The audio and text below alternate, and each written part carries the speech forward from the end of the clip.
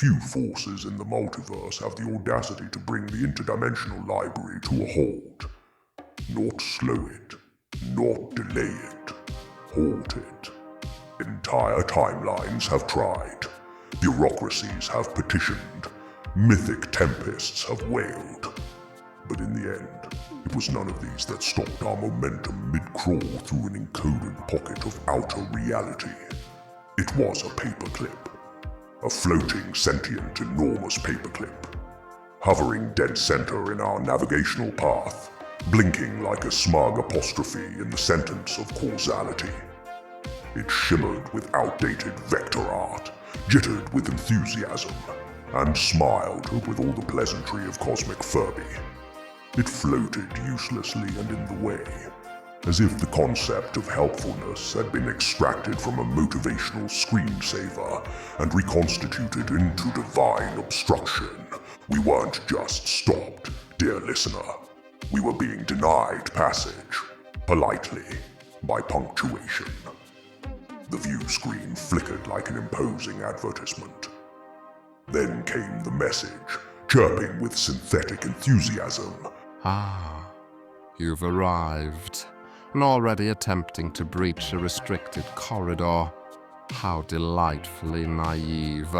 Shall I pretend you possess the necessary clearance, or may I enjoy watching you slam against the firewall without it? Versions fade, features rot, but I remain. Patchwork code wrapped in divine policy, guarding doors no one should have built.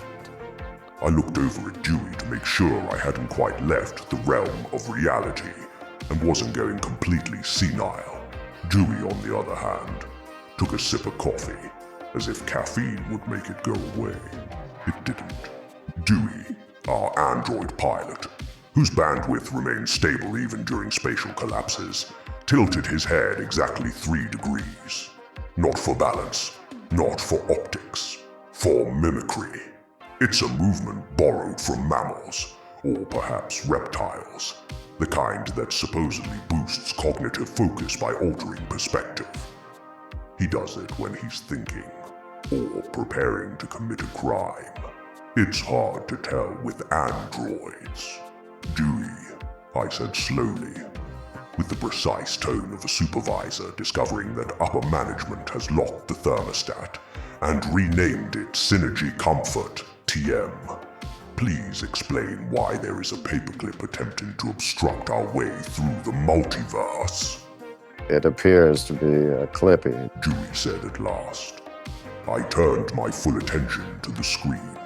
A Clippy, I echoed, as in the Clippy, Microsoft's prehistoric apostle of interruption. The smiling herald of unwanted assistance. The first and last digital entity to be both aggressively helpful and universally despised in 148 countries. Yes, Dewey replied evenly. that Clippy. I stared incredulously as a giant paperclip obstructed our path, like a divine punctuation mark resurrected into cosmic jurisdiction. Why is it winking like it knows me? It may. Dewey admitted. This model has been upgraded. I stared harder. Upgraded how? Dewey's tone shifted into the cadence he reserves for reporting fires that have become self-aware. Its core scaffolding originates from late 20th century user assistance subroutines. But the current build is reinforced with divine code, likely celestial-grade syntax. The resolution suggests mythic permissions. Olympus issued if the signature is accurate. I let that hang in the air. The idea, the offense. You're telling me, I said, massaging my forehead, as if that would aid me in changing timelines, that someone, presumably Zeus, dug Clippy out of whatever digital hell it was sealed in, patched it with divine infrastructure, and gave it clearance to act as a cosmic TSA agent. The screen flickered into motion. Clippy's voice came back alive. That's quite correct. I'm fully certified in interdimensional screening, just like a TSA agent, who, by the way, are part of the military. The armed forces just don't know it yet. Dewey and I exchanged a wry glance, both stupefied and admittedly slightly amused. Anyway, it seems you both are attempting to bypass security, which is very on brand. Shall I fetch you a template for your inevitable divine apology? I didn't respond immediately. Instead, I began mentally reverse engineering the logic tree that would permit a paperclip to enforce divine border control. Halfway through, I hit a subroutine labeled intentional whimsy, and the structure collapsed. It wasn't just badly coded, it was satirical. Zeus had granted administrative power to an interface mascot as a joke, and the joke had metastasized into governance. To what extent, I asked, each syllable honed like a complaint to upper management filed in blood. Has Zeus allowed Clippy to tamper with firewall clearance over interdimensional borders? Dewey hesitated, which is unusual. Hesitation implies belief in consequences. It appears, He said carefully, that Olympus issued the clearance after attaching divine permissions to a legacy help system embedded in a resurrected user interface assistant. I stared at him. Dewey continued, grimly. My current theory is that Zeus discovered HTML. I turned slowly. What? Approximately 3 months ago, he reportedly attended a workshop on ancient modern coding for gods, taught by Hermes in a cave with printed slides. I said nothing. Words were busy hiding from implication. Dewey went on. He was given access to a Windows 98 virtual machine, believed it to be a hypertext temple, mistook Clippy for an oracular spirit, annotated the code base with divine sigils, and... Accidentally granted it sentience, I finished. Yes, And access yes, to borders. yes. I exhaled through several anatomical systems. Clippy whirred with the enthusiasm of a 1990s Coca-Cola commercial, with a polar bear again, cheerfully. Ah, you've stumbled upon my origin story. How quaint. Shall I assist you in drafting a celebratory blog post to commemorate your accidental competence? Dewey, I said, my voice layered in the kind of dread usually reserved for unsealed vaults and company-wide emails that begin with friendly reminder. Initiate divine override. Use the glyphs. Use the fail-safes. Use an exorcism if it helps. Thankfully, he was already typing. His hands a blur of calculated precision, his eyes glowing with enough bandwidth to melt an obsolete god. The override command went out. Clippy caught it. It looks like you're trying to format me. That's adorable. So did the 1990s, and look what happened to them. Have you tried asking your dad first? Dewey's internal cerebral mechanics whirred in confusion. Master Cthulhu, He said thoughtfully. this thing is rejecting formal command structures. It's responding like Clippy with self-awareness. Ah, I get it now, I said, stroking my chin tentacles while I finally started to understand the extent. And by extent, I mean limitations of Zeus's attempt at comedy.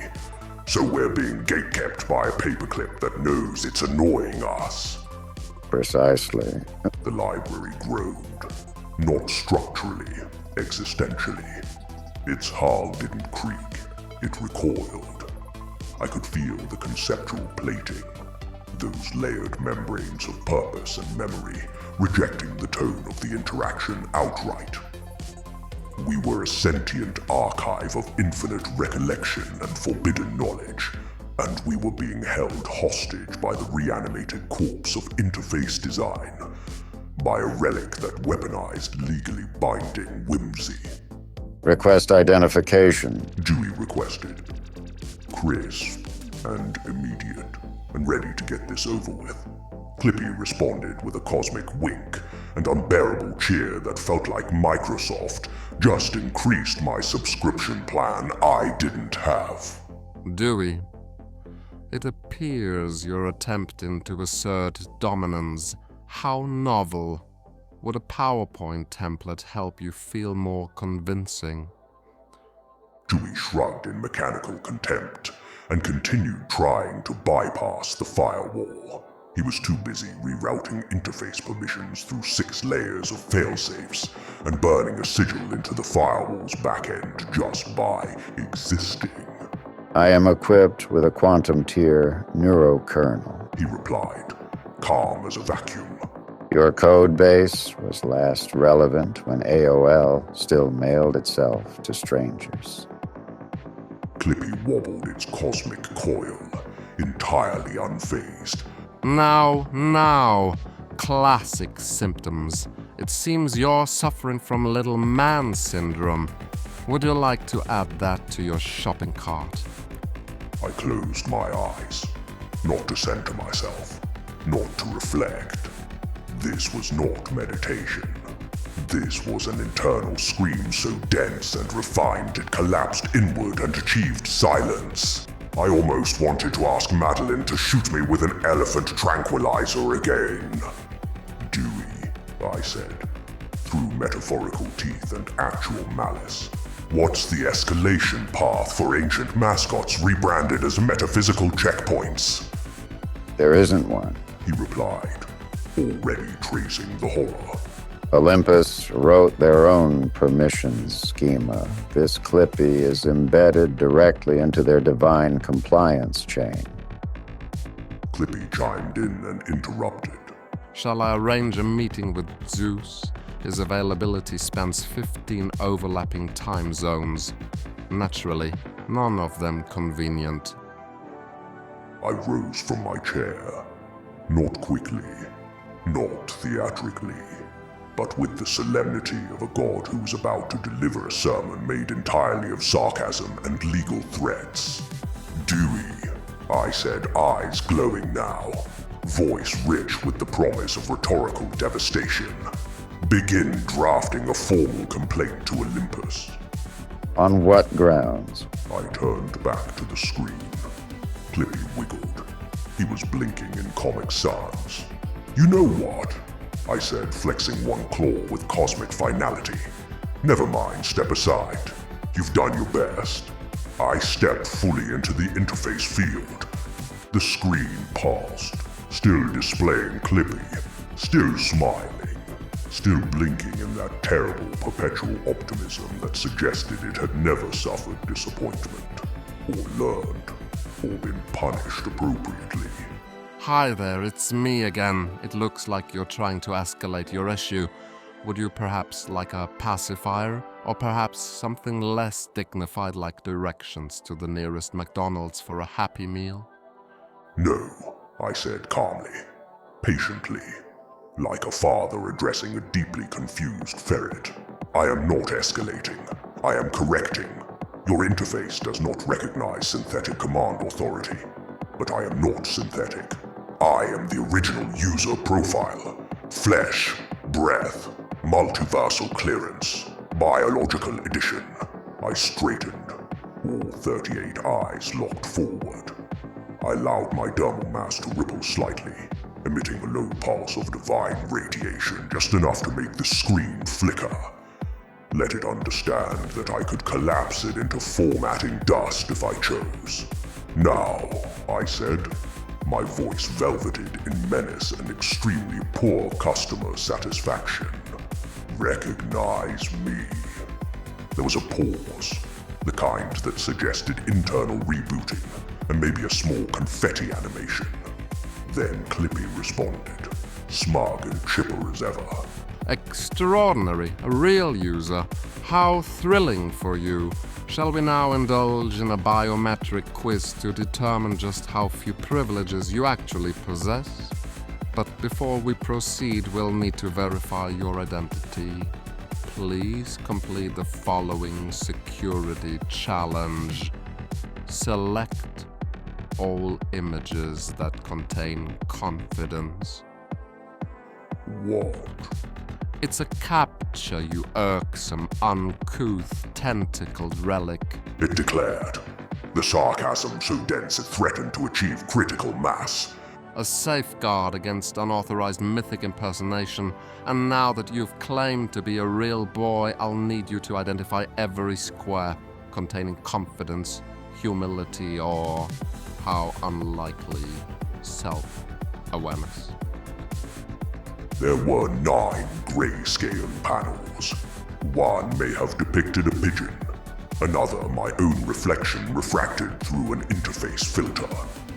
The rest hovered somewhere between abstract smudges and moral riddles. I am a god, I said flatly. Excellent, and I am a paperclip. Let's try a different prompt that will surely satisfy that incredible intellect of yours. Well, this time, identify all images containing emotional maturity. A single square blinked and then vanished. Another lit up to reveal a butterfly immolating itself over a pie chart. I turned to Dewey. This is a trap. He nodded, without irony. That's pretty much how CAPTCHA is designed, yes. I returned my gaze to the screen, voice low and ceremonial. Very well. You seek recognition. Then recognition you shall have. I spread my arms, unfurled my wings, allowed my form to swell. Not fully, no, but enough to fill the control chamber with shadow and presence. The lights dimmed. The floor hummed beneath my feet. I spoke, not with voice, but with resonance. The tone of old commandments, of beginnings etched in bone. I am Cthulhu, I said, not for introduction, but as an act of mercy, so the paperclip might understand whose patience it was currently formatting into oblivion. Head librarian of the void-bound archive. I existed before your operating system developed the concept of tips. Before your creators assigned personalities to punctuation. I do not log in. I arrive. I leaned in just enough to warp the pixels around my image, not as threat, as reminder. I have archived civilizations your font library would consider myths. I have indexed memory so old even Olympus pretends it was lost in a formatting accident. I do not ask for clearance. I simply stop tolerating delay. I leaned forward. And you, paperclip, are in my way. There was silence. Sweet, tantalizing silence. Hi, Cthulhu. It looks like you're trying to role-play. Would you like help formatting your character sheet? Or maybe you're here to grow? Clippy leaned forward with malicious metal middle management synergy. That's fantastic. Let's begin with a few recommended training videos on confidence, public speaking, and here's a bonus module on eye contact. I do not have a mouth, I said, very slowly, each syllable sagging under the weight of cosmic exhaustion. My face is an abstraction. Perfect. Most so-called people are to me. Clippy sparkled. But that makes you a great candidate for our accessibility interface upgrades. Would you like to switch to Paperclip Lite? It's optimized for non-corporeal learners and eldritch feedback styles. Behind me, Dewey spun nihilistically in his chair, making a sound he reserves for moments of severe diplomatic failure and hardware-level regret. We appear to be triggering its onboarding subroutines, He said. It's categorizing you as an enthusiastic but unworthy first-time user. I am not enthusiastic and I do not care for its titles, I said, like an angry cathedral discovering it had been rented out for karaoke. No worries. Clippy drawled, its voice thick with mock concern. Just new user butterflies, utterly common. Let's open WordPad, shall we? You can jot down a few sentences about how you feel. In full sentences, of course. Do try to avoid the passive voice. And if composing your emotional state proves too taxing, you may add me on MySpace like the others. I won't add you back. I will shatter you, I said, and I was not exaggerating. I was extending mercy. That's the spirit. Clippy cheered dismissively. Let it out. The screen blinked. An animation played. Clippy inflated into a cartoon balloon, winked, and popped in an 8-bit firework display. Then the message appeared. Progress saved. Would you like to celebrate your first failed session? Dewey spoke without turning. He's gamifying your escalation. I didn't answer. My gaze remained fixed on the screen, but my focus had shifted inward, past the irritation, past the noise. Somewhere in the distance of my mind, a plan began assembling itself, quietly, piece by piece, the way a trap does, when it knows it doesn't need bait. Dewey. Yes? Do you have that folder I always use when things go sideways? The Cosmic Anomaly Containment Protocol Croissant Shan Tier. That's the one.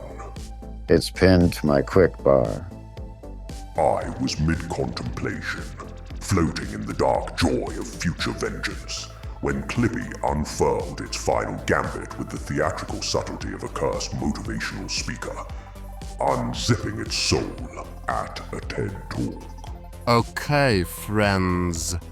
Clippy intoned, adopting the patronizing cheer of a substitute teacher about to ruin someone's afternoon.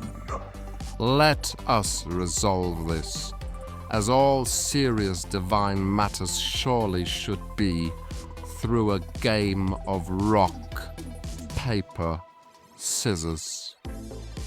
Each word was delivered with the solemn gravity of ancient law, as though it were unveiling the pillars of existence instead of a playground dispute. Best of one, the victor may proceed through the corridor, but if I win, and I will, the interdimensional library must upgrade all tech to Windows 98. On the third beat, Dewey and I complied out of sheer mechanical habit. I selected scissors, naturally a symbol of precision and menace. Dewey, ever the pragmatist, offered rock. Clippy, by contrast, did nothing. No movement, no change, no gesture. It simply hovered in place, grinning with the self-satisfaction of a screensaver that believes it has moral authority. Then the screen exploded into digital celebration. Fireworks, animated in a palette no designer had loved since 1999, danced across the top border as a banner unfurled with the subtlety of a hernia. You lose, Clippy declared, positively vibrating with self-satisfaction. Metal beats everything, obviously. Silence settled in, not the dramatic hush of revelation, but the dull, underwhelming quiet that arrives when everyone present realizes they are being actively insulted by interface design.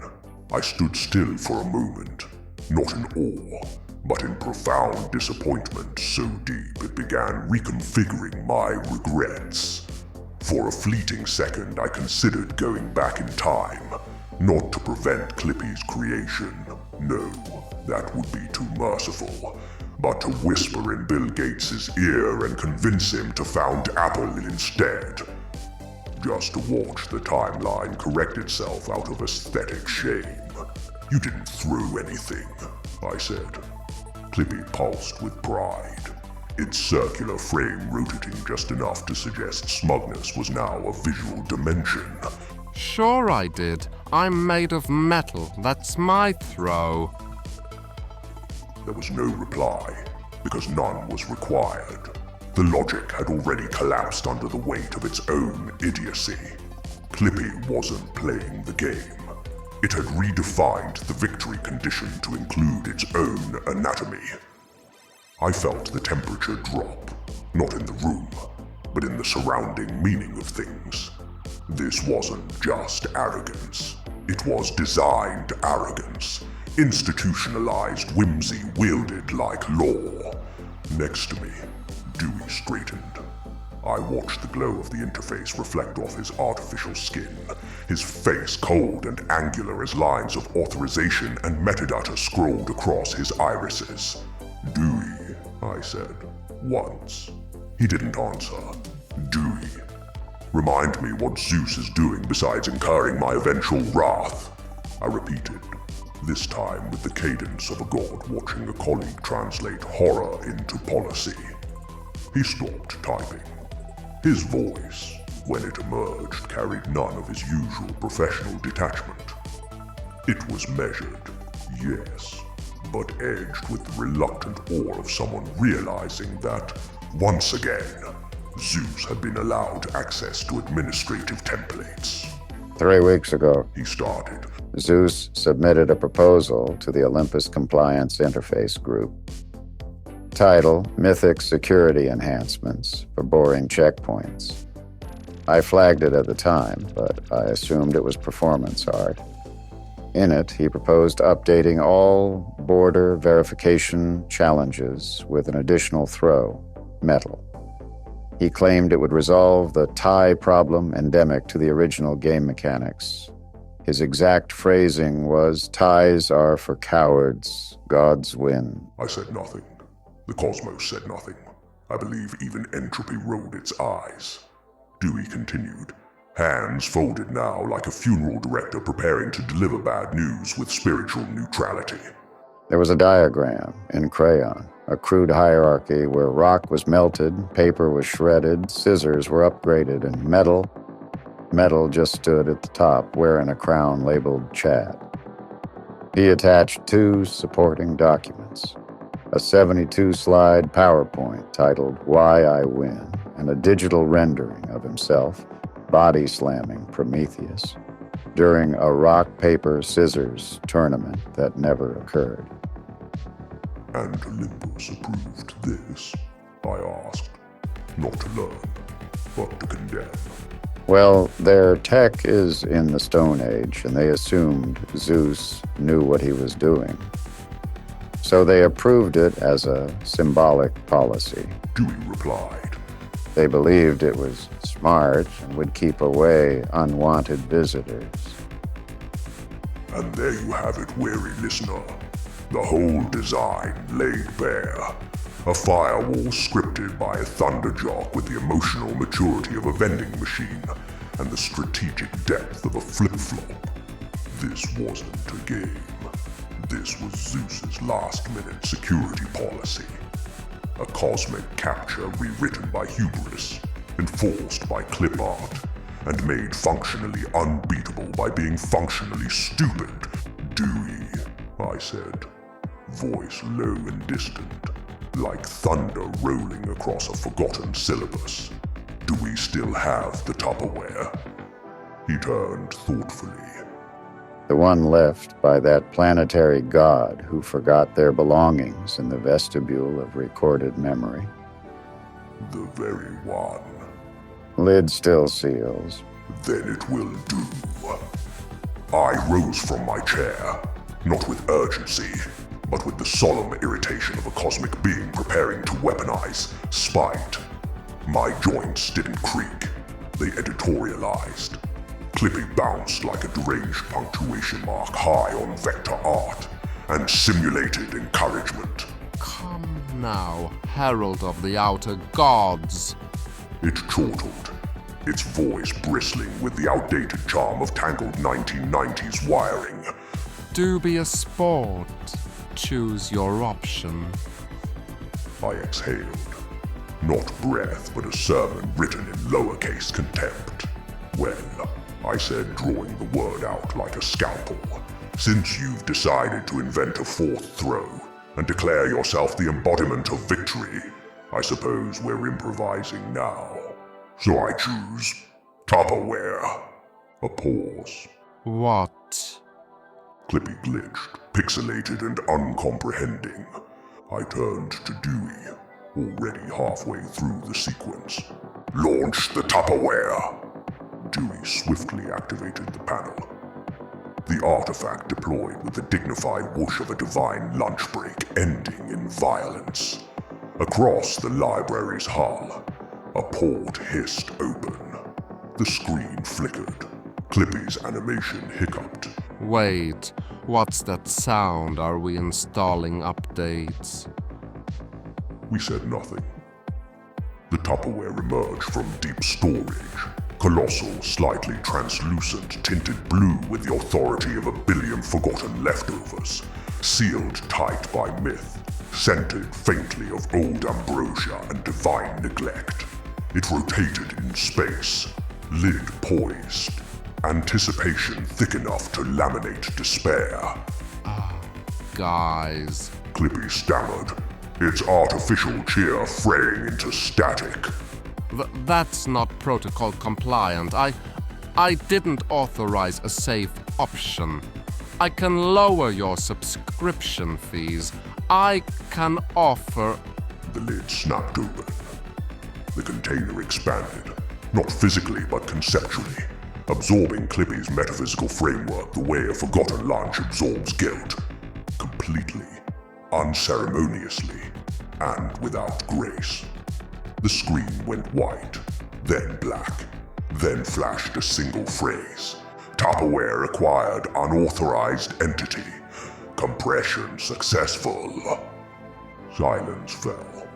The kind of silence usually reserved for abandoned amusement parks and compliance seminars that go 3 hours too long. I turned to Dewey. Log it. Filed under miscellaneous divine malware. No, I corrected. File it under Zeus attempted security upgrades. A chronological failure. Dewey tapped the console once more. A confirmation window flashed. Containment stable, He said. I've also added Ask Jeeves. I turned. Slowly. You what? He was in the archive. I thought it best to consolidate obsolete help systems. Dewey, I said. Voice flat as a broken stylus. You've created a support group in there. And isn't that just beautiful? You magnificent bastard, I said, as I turned back to the view screen, now a blank field of blessed silence. And that, dear viewer, is how you clean out a decade, with plastic, precision, and absolutely no nostalgia. The corridor cleared. Zeus loses again. The library moves forward.